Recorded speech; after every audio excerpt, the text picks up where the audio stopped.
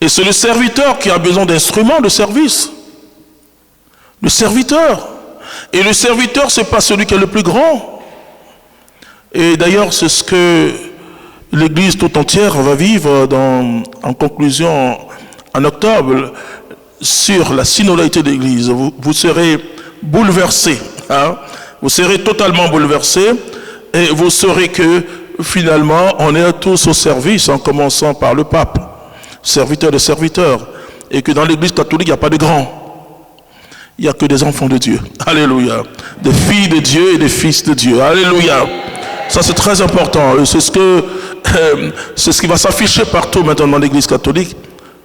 C'est remettre le service dans la charité. Dans le mot service, c'est la charité. C'est-à-dire me rendre disponible pour les autres. Souffrir pour les autres. Voilà. Moi, je voulais être médecin parce que il y a une expérience en 82, une de mes tantes est décédée. Bon. Et j'ai vu à partir de ce décès que je devais être médecin. Ça, c'est mon ambition personnelle. Voilà. Je ne suis pas. Voilà. Je ne suis pas médecin. Bon, enfin, mais je suis peut-être médecin du Christ aujourd'hui. Alléluia. À Dieu soit la gloire.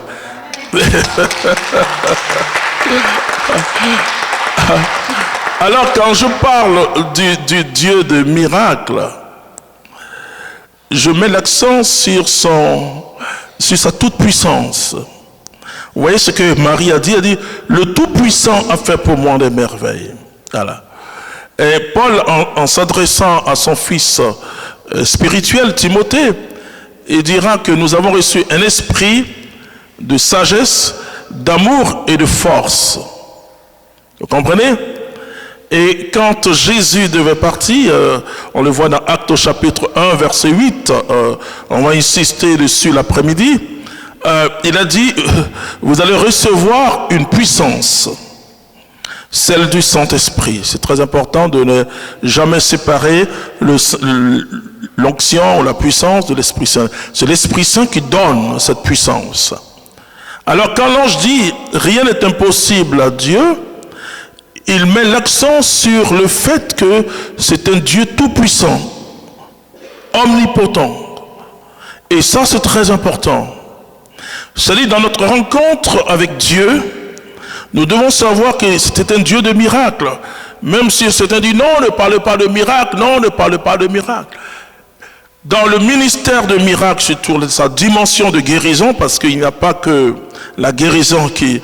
Et d'ailleurs, on parle de miracles et quand c'est un fait qui défie toute la science. Voilà. Et donc, mais les miracles aussi, on le voit sur plusieurs plans. Voilà, premier miracle, ma conversion. Moi, le premier miracle que j'ai expérimenté, quelqu'un qui bégaye et qui peut prêcher. Donc, c'est ma transformation. Comment, du jour au lendemain, ça n'a pas été 2 jours, moi, ma conversion. Oh, même si j'ai encore des inconversions. Oh là là. Je suis en communauté, ils le savent, j'ai des inconversions. Mais il y a eu une transformation. J'ai été touché un soir, et le lendemain, je regarde les hommes, j'ai l'envie d'aller les embrasser tous. Je regarde le ciel, et je regarde les arbres.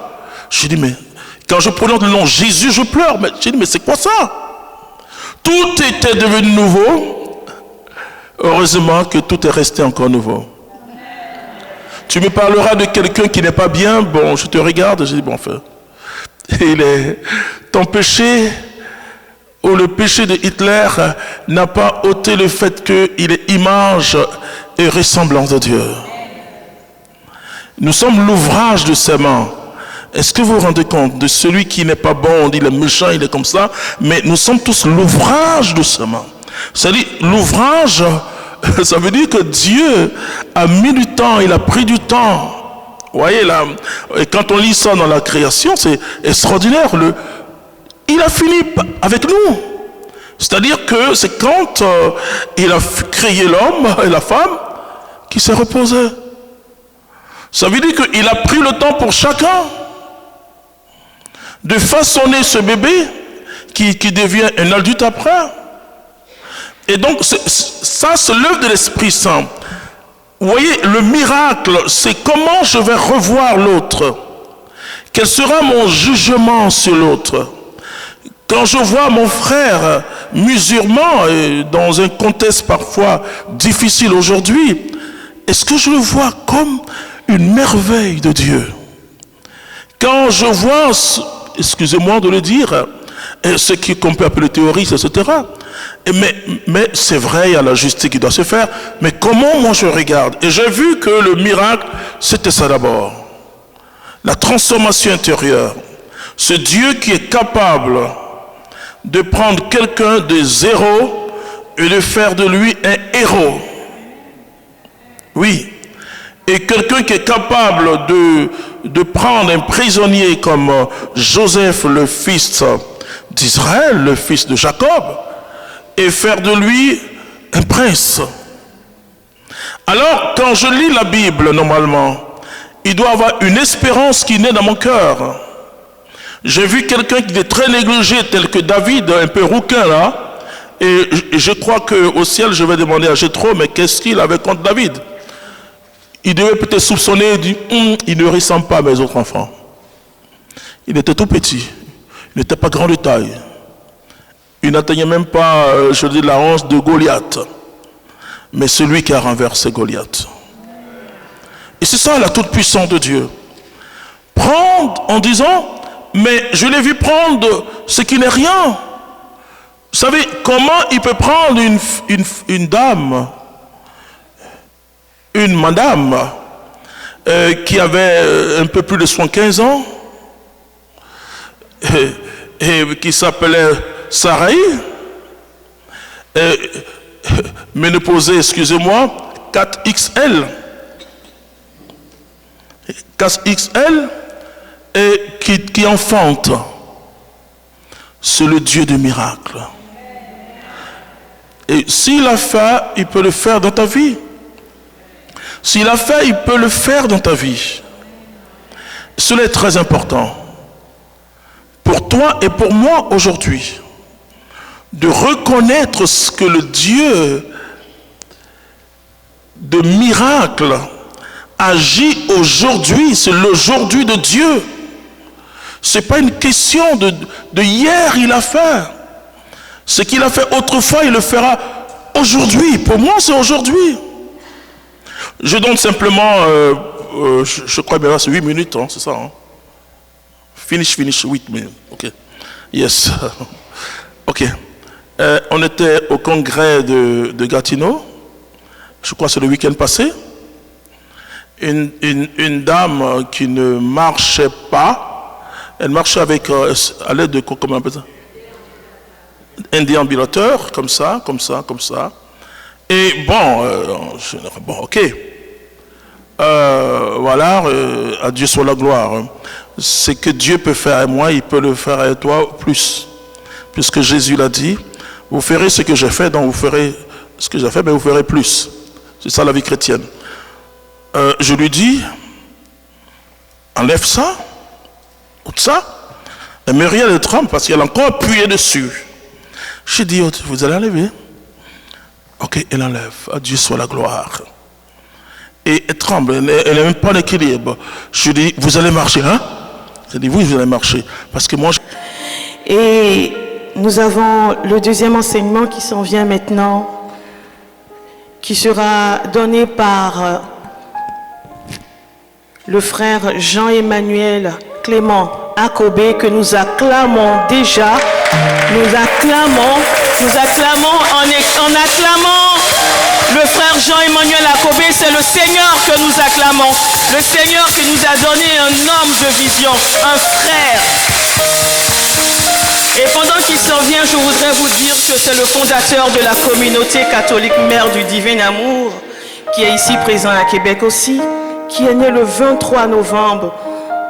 Non, c'est pas la communauté qui est née, c'est le frère Clément qui est né le 23 novembre 1963 à Gauville en Côte d'Ivoire et a vécu son enfance et son adolescence à Trècheville à Cocody. C'est un quartier de la ville d'Abidjan en Côte d'Ivoire. Et à l'époque, il était un bon danseur, talentueux et très très populaire. Mais tout a changé. Comme le Seigneur a dit tout à l'heure dans le cantique, Dieu a tout changé. Et il se trouve que Dieu a tout changé dans la vie de cet éminent prédicateur le 29 janvier 1989, lorsqu'il a fait une rencontre personnelle que je souhaite à chacun de nous avec Jésus-Christ lors d'une assemblée de prière du renouveau charismatique. Depuis, il partage la grâce de l'effusion du Saint-Esprit et témoigne de l'amour de Jésus partout dans le monde entier, là où il est appelé. Il est marié à Hortense Akobé qui est présente ici, qui l'accompagne depuis le 28 mars 1991 et ils ont 4 enfants et nous acclamons le Seigneur pour sa vie et nous disons merci au Seigneur de nous avoir donné un homme aussi précieux. Béni sois-tu, Père. Amen, amen. On peut se tenir debout 2 petites minutes simplement. Et c'est très important ce que nous avons entendu tout à l'heure sur l'omniscience de Dieu, l'omnipotence et l'omniprésence. Alors, quand nous disons au renouveau que Dieu est présent au milieu de nous, vous comprenez qu'il a toujours été présent, mais c'est une présence agissante. Alors, nous allons demander au Saint-Esprit de favoriser dans nos cœurs cet accueil de ce Dieu qui veut agir aujourd'hui. Ce qu'il a fait autrefois, il le fait aujourd'hui. Alors on va prendre un chant plus doux à l'Esprit Saint pour préparer nos cœurs. Vous savez, nos cœurs, c'est le lieu où veut siéger le Seigneur. C'est vraiment, malgré sa toute puissance, il ne peut pas violer notre liberté. Donc c'est nous qui devons lui dire, entre Seigneur, il dit, je frappe à la porte. Et si tu entends ma voix, tu ouvres. Donc l'Esprit Saint nous séduit pour Jésus. Donc ça facilite cette entrée, cette ouverture dans notre cœur.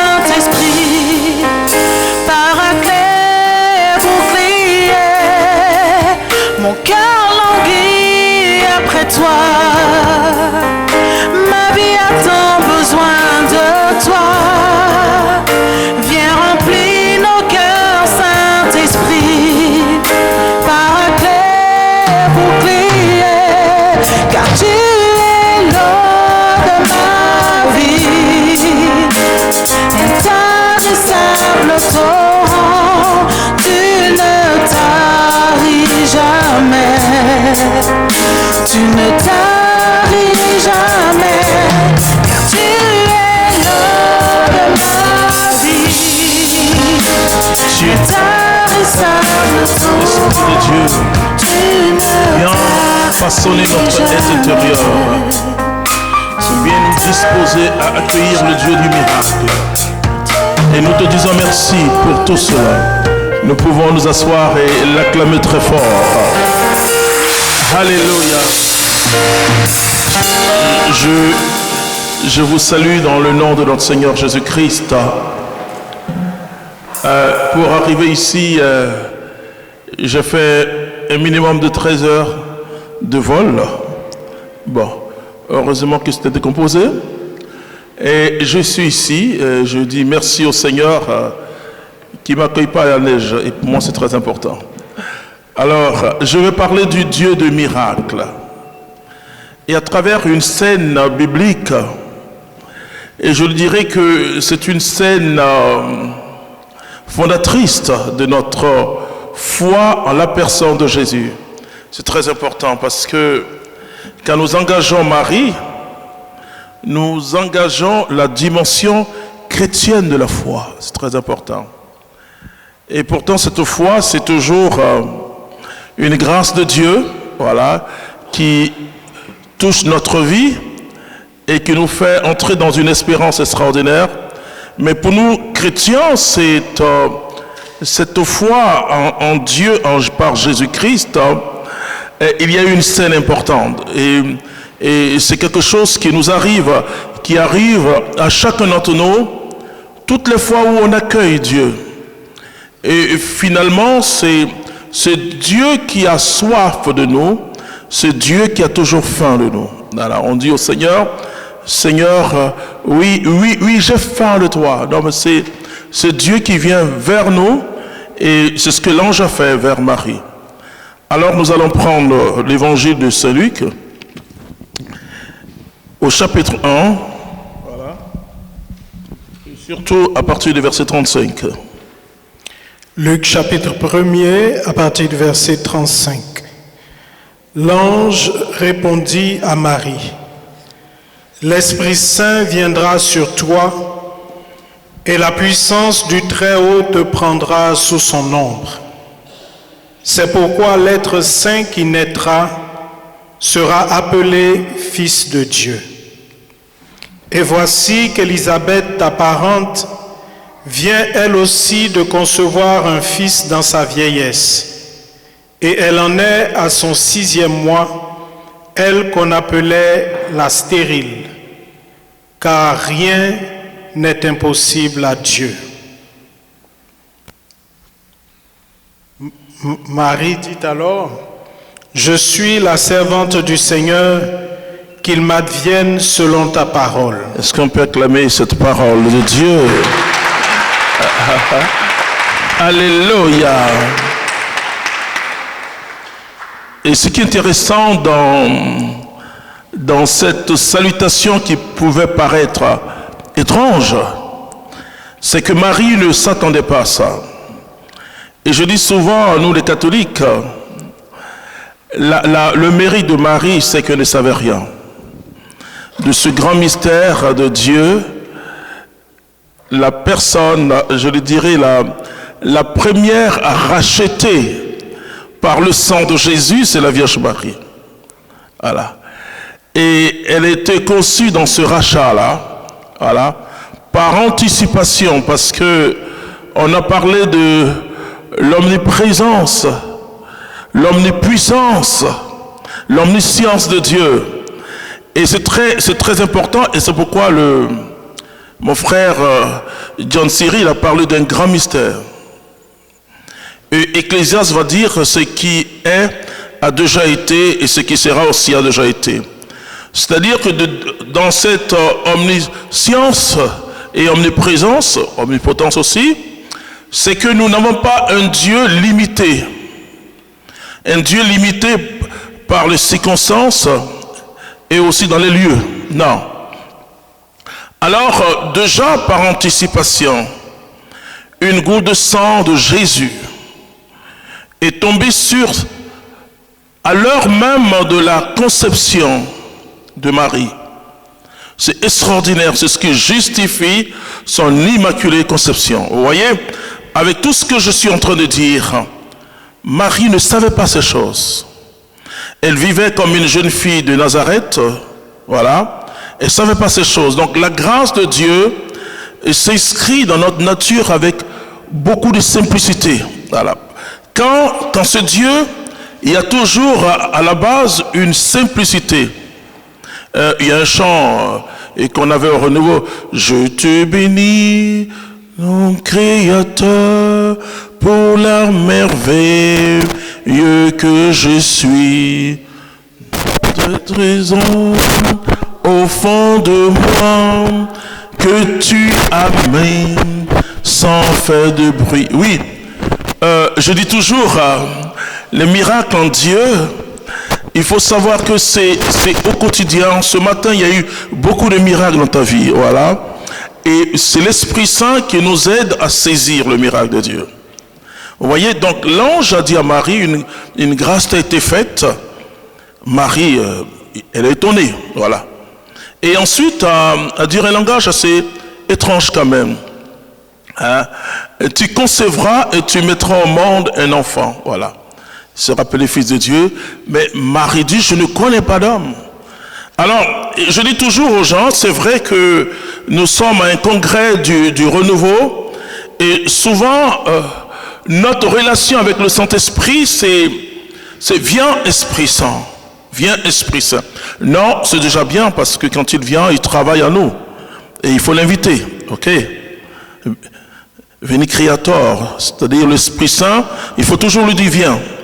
Mais notre relation avec le Saint-Esprit doit atteindre une autre dimension et Paul va le dire dans 2 Corinthiens, chapitre 13, verset 13, il dit que l'amour du Seigneur Jésus, voilà, et que la grâce de Dieu et l'amour du Seigneur Jésus, que l'Esprit Saint vienne, la communion avec le Saint-Esprit. Vous voyez, c'est très important d'entrer dans cette dimension aujourd'hui pour notre monde. Parce que ce qui est important, puisque notre thème est tiré du livre de l'Apocalypse, c'est qu'est-ce que l'Esprit Saint nous dit aujourd'hui?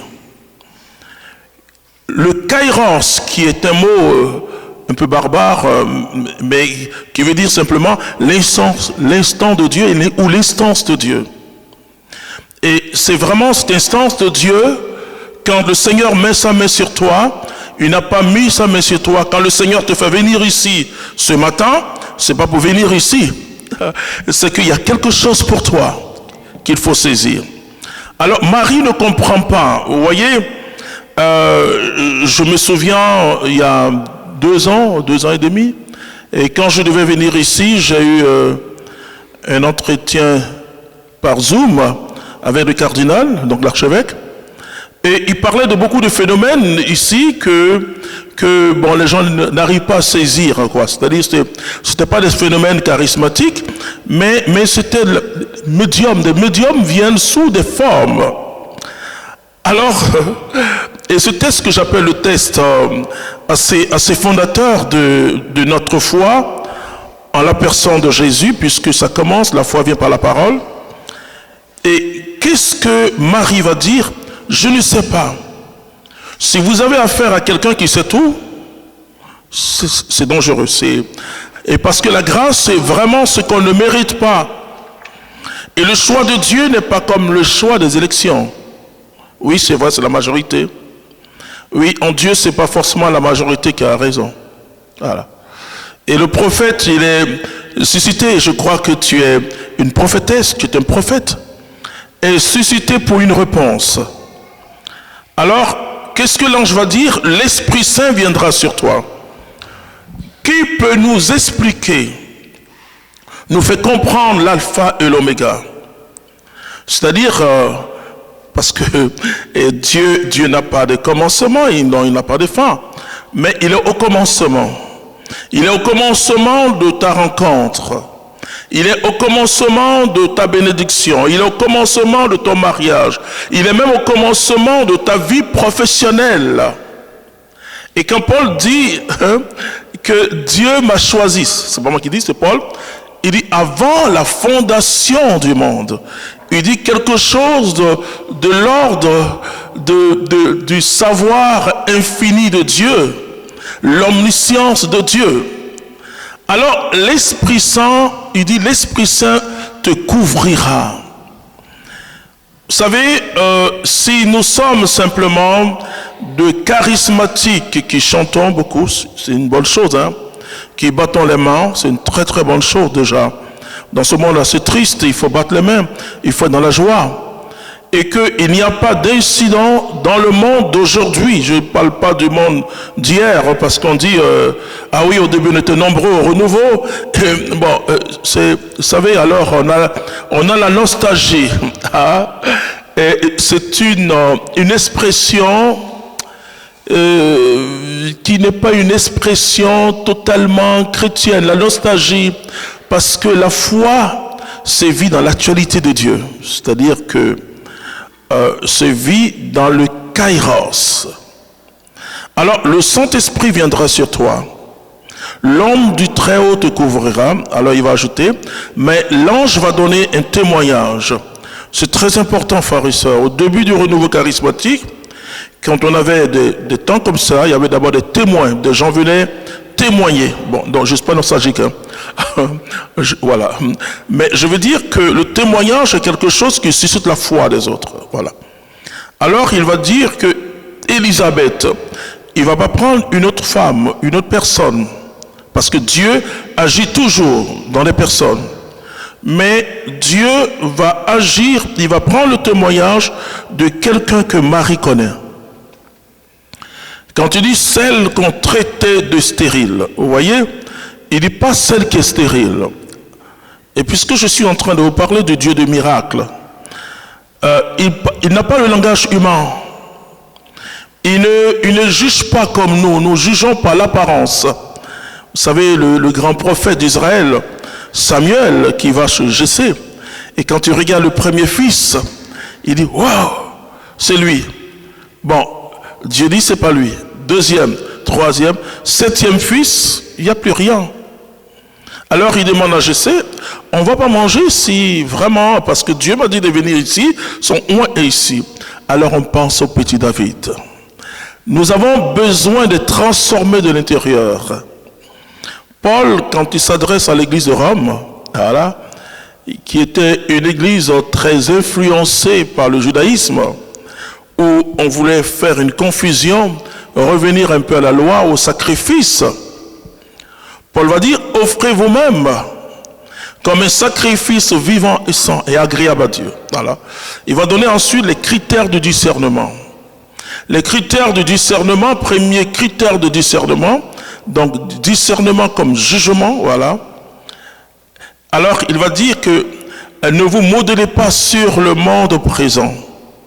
C'est-à-dire que ne prenez pas pour exemple ou pour modèle, modeler c'est ça, modèle le monde présent. Premier critère de discernement.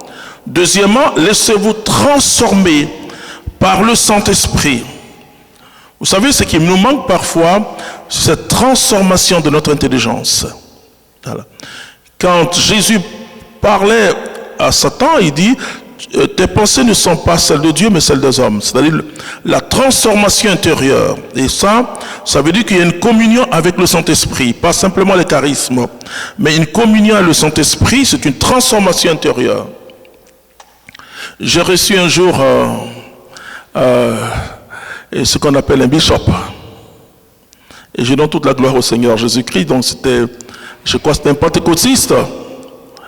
Et il est venu dans notre communauté et il m'a dit, je vais faire une retraite dans l'Esprit Saint et je veux que vous m'enseignez. J'ai dit, mais vous êtes bishop? Je fais exprès.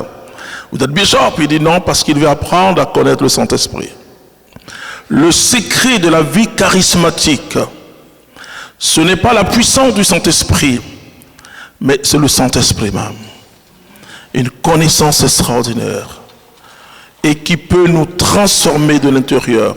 Une conversion réelle, ce que j'appelle la métanoïa, qu'on appelle la métanoïa, c'est-à-dire c'est pas simplement une conversion qui est changement de direction, mais la conversion c'est une transformation intérieure.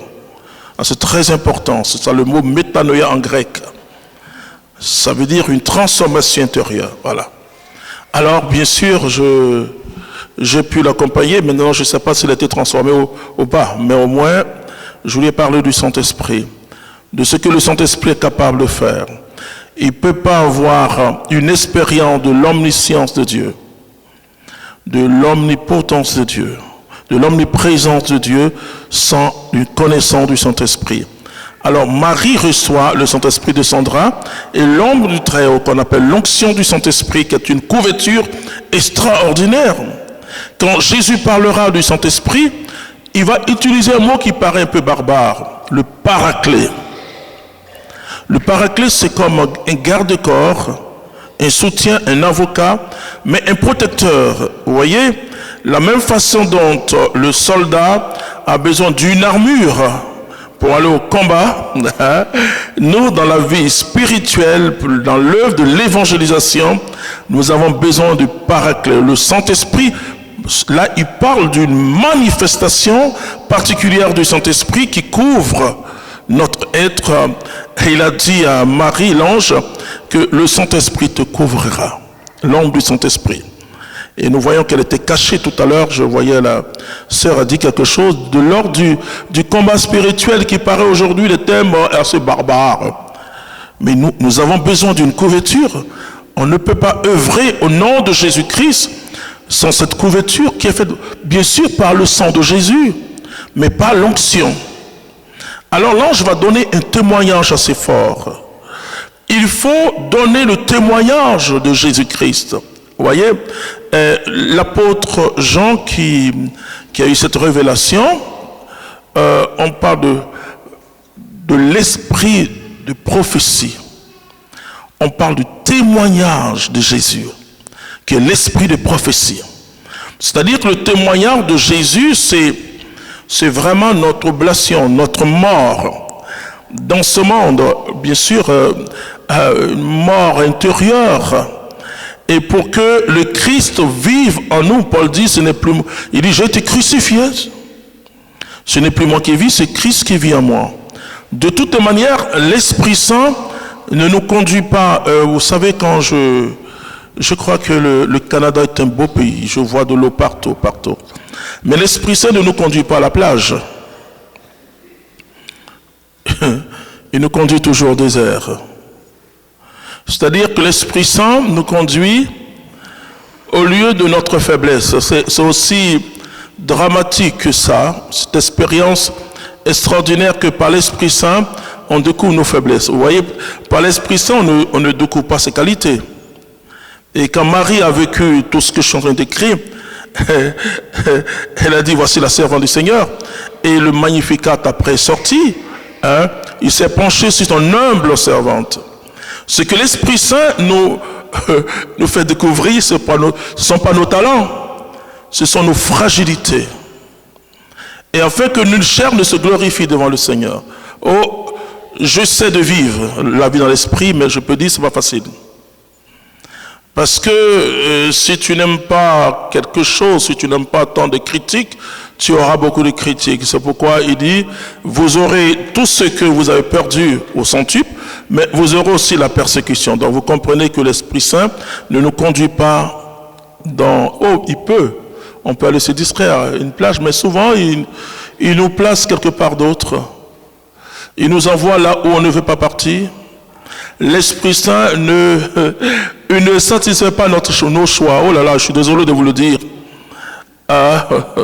Voilà. Et Paul dira, afin qu'on ne puisse pas faire tout ce qu'on veut, mais il y a une contradiction entre les besoins ou les désirs de l'esprit et les désirs de la chair. Et je dis ça toujours charismatique, ça veut dire que ce qui a tendance à me satisfaire, il faut mettre un bémol pour savoir si ça vient de l'Esprit Saint. Puisque les désirs de la chair sont contraires aux désirs de l'esprit. Je passe. L'ange donne un témoignage assez puissant, il dit, celle qu'on appelait, vous voyez, Dieu ne t'appelle pas comme les autres t'appellent. Hein. En Isaïe, il dit, je te donnerai un nom nouveau. Et cela est très important. Et quand nous rencontrons Jésus, attention frères et sœurs, parce que moi, elle n'a pas dit dans la biographie, moi j'ai chanté pendant 8 ans dans une chorale célèbre. Bon, je ne dis pas que les choristes n'avaient pas Jésus, mais moi je n'avais pas Jésus. Quand je l'ai rencontré au renouveau, et je sentis ce qu'après, plus tard, j'ai lu, et ce que Paul dit dans 2 Corinthiens chapitre 5, verset 17, tous ceux qui sont en Jésus-Christ sont devenus une nouvelle création. Les choses anciennes sont passées. Voici que toutes choses deviennent nouvelles. Ah, frères et sœurs, la vie dans l'esprit est une vie extrêmement agréable, mais qui exige le renoncement. Le renoncement commence pas par dire que je renonce à tel péché, c'est bien. Pas de problème. Tu renonces à ça, pas de problème. Mais le renoncement commence par renoncer à ma vie. Ah voilà, c'est plus coûteux. Alors ce que nous disons, ce sont les conséquences du fait que j'ai renoncé à ma vie. Vous comprenez? J'ai renoncé à ce qui était important pour moi. Et même qui était important, moi, pour ma famille. Et oui, pas parce que Jésus m'a obligé. Il m'a vraiment séduit. Et cette présence de Dieu dans notre cœur, et quand vous l'avez vraiment expérimenté, vous ne voulez plus la perdre. Vous voyez? Et cette tranquillité intérieure, quand je parle de tranquillité, je parle d'intérieur, mais qui ne va pas forcément donner comme résultat tranquillité extérieure, non. Au contraire, l'évangile, il y a nous sommes une pierre d'achoppement pour le monde, pour la vie de ce monde. Pourtant, Jésus a dit à son Père, je ne te demande pas de les enlever du monde, mais de les garder du mauvais. Oui, nous sommes dans le monde, mais nous ne sommes pas du monde. C'est une nouvelle civilisation qui commence avec Christ. Quand vraiment on l'a rencontré, vous voyez, donc rencontrer Jésus va au-delà de charisme, de la prière en langue, attention. Le rencontrer, c'est renoncer à sa vie. Voilà.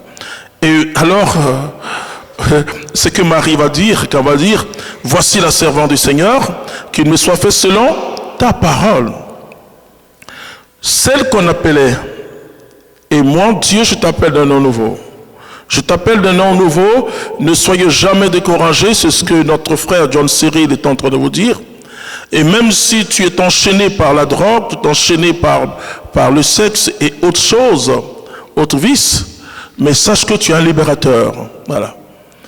Alors, l'ange va dire, il va pas dire que, en gros, il dit non, elle est en 6e mois de conception. Voilà là où commence le miracle dans ta vie. Vous savez, 6e mois de conception, en général, c'est quand on accouche qu'on dit « je conçus ». Non. Mais pour Dieu, dès le premier jour, normalement, on doit ajouter 9 mois sur notre âge actuel. Et parce que pour le Seigneur, vous voyez, ce n'est pas une question éthique ou morale, mais l'enfant commence là. Dans l'enseignement de l'Église, c'est la parole de Dieu. L'Église s'appuie sur la parole de Dieu pour dire l'enfant a commencé là. Maintenant, tu saisis ça comme ton droit de faire tout ce que tu veux ou pas. Mais ça ne va pas changer le contenu de la parole de Dieu. Vous voyez, il dit le ciel et la terre passeront, mais mes paroles. C'est-à-dire que vous pouvez faire ce que nous assistons aujourd'hui. Et chacun peut faire de sa vie, entre guillemets, ce qu'il veut. Il faut respecter, et c'est ce que François essaie de nous dire aussi. Il faut respecter la vie des gens. Mais sans que ça ne peut pas toucher l'évangile. Non, les formes de transmission peuvent changer, mais l'évangile ne change pas, voilà.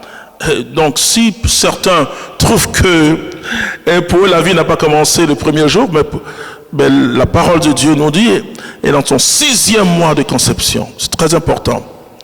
Alors l'ange va dire quelque chose qui va changer aussi ta vie, car rien n'est impossible à Dieu. Je suis entré dans le ministère par la grâce de Dieu, le ministère de miracles par la grâce de Dieu, parce que pour moi, ce qui est important, c'est la personne de Jésus. La personne de Jésus, je dis toujours que si notre vie consiste à chercher le charisme, on a échoué. Mais si notre vie consiste à aimer Jésus et le faire aimer, ça c'est la prédication. Aimer Jésus, c'est une rencontre personnelle, alors nous avons gagné. Et beaucoup de gens demandent à Dieu des miracles dans leur ministère. Bon, je l'ai fait marcher beaucoup. Elle a fait le tour même de l'assemblée. Elle est revenue. Alors pour le témoignage, je lui dis, et ça fait combien de temps vous ne marchez pas? Elle dit, une couple d'années. On est tous francophones, mais vraiment, moi je ne sais pas si je dis ça. Une couple d'années. Alors les frères m'ont dit non, ça fait depuis plusieurs années. Non, c'est le Dieu des miracles. Amen. On va se tenir debout, frères et sœurs, en 7 minutes. Mais cet après-midi, on aura le temps. Vous voyez, j'ai commencé à parler du miracle de la conversion d'abord. Oui. Et parce que nous sommes appelés à prêcher l'évangile. C'est pourquoi Jésus dit annoncer la bonne nouvelle et guérissez les malades. Ça veut dire que si on n'annonce pas la bonne nouvelle, qu'on passe notre temps à prier pour les malades, on n'est pas les évangélisateurs que Dieu cherche. On est des faiseurs de miracles. Là, nous devons prêcher la bonne nouvelle de Jésus. Alors les signes accompagnent la prédication, non pas le contraire. C'est très important d'avoir un très bon équilibre, quoi. Vous voyez, parce que souvent on a besoin de réputation comme grand charismatique. Non, vraiment, je n'ai jamais cherché ces choses. Il a mis une compassion dans mon cœur pour les âmes qui se perdent, parce que moi j'étais totalement perdu. J'ai commencé à annoncer et puis quelqu'un vient, il me demande de prier et la personne guérit. Donc voilà. Alors, on va demander une visitation du Saint-Esprit un peu seulement. Et pour nous préparer à tout ce que nous allons vivre tout à l'heure, dans ceux qui ont commencé la confession, c'est une très bonne chose, je souhaite. Il aura des écoutes, il aura après, d'autres choses. Mais je veux qu'on commence à prier ensemble. Donc là, il ne me reste que 6 minutes maintenant. Alors, commence à parler au Saint-Esprit. Je dis, voilà, la grâce du Seigneur Jésus-Christ, l'amour de Dieu le Père et la communion du Saint-Esprit soient avec vous. C'est ce que Paul dit. Alors, cherchons maintenant même la communion avec le Saint-Esprit. C'est-à-dire qu'il faut commencer à dialoguer avec le Saint-Esprit. Dans le credo, on dit il a parlé par les prophètes. Mais c'est-à-dire que quand on dit ça, ça veut dire qu'il continue à parler aux prophètes, puisque par sont en train de vivre quelque chose de très intéressant avec notre Dieu. Tout à l'heure, celle qui avait introduit la prière avant l'enseignement de John Cyril, a dit que le Seigneur est en train d'agir. Il y a 15 personnes. Maintenant même, le désir de Dieu est tellement monté maintenant. Beaucoup sont en larmes, mais Dieu veut vraiment, avec ta permission, siéger maintenant dans les profondeurs de votre être. Alors je demanderai à ces personnes si elles veulent, elles peuvent avancer déjà. Et je vais prier en quelques minutes simplement. Parce que quand c'est déblayé à notre niveau, alors quelque chose jaillit à nous, un désir de mieux connaître Jésus-Christ, et l'Esprit Saint vient nous aider. Il commence par là d'abord, et la deuxième étape, c'est commencer à parler avec nous. Là, on voit notre vie spirituelle, on grandit dans ce qu'on appelle les 7 dons de l'Esprit, qui sont les 7 dons, et les dons de sanctification. Ce sont les dons là où qui nous façonnent dans la sainteté de Dieu. Voilà, les charismes, c'est les dons de service. Et les 7 dons de l'esprit sont les dons de sanctification. Ça concerne notre relation à Dieu, c'est très important. L'autre concerne notre relation au service de Dieu. Voyez?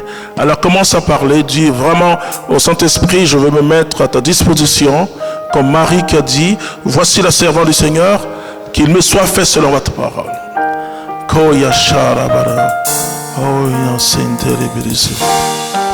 Saint-Esprit de Dieu, nous voulons te dire merci pour tout ce que tu fais dans notre cœur maintenant. Alléluia.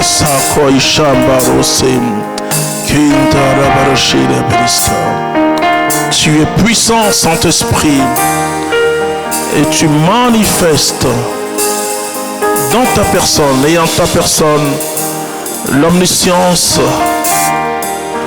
l'omnipotence et l'omniprésence de Dieu.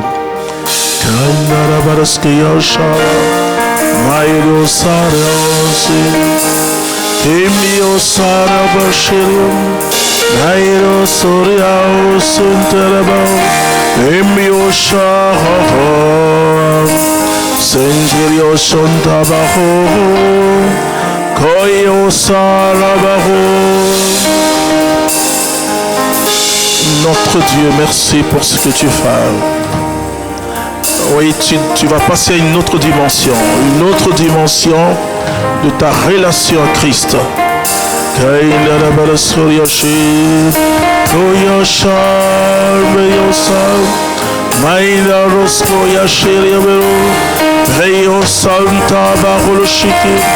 Maino Santa Baroloshi, Kairo Soria Balabala,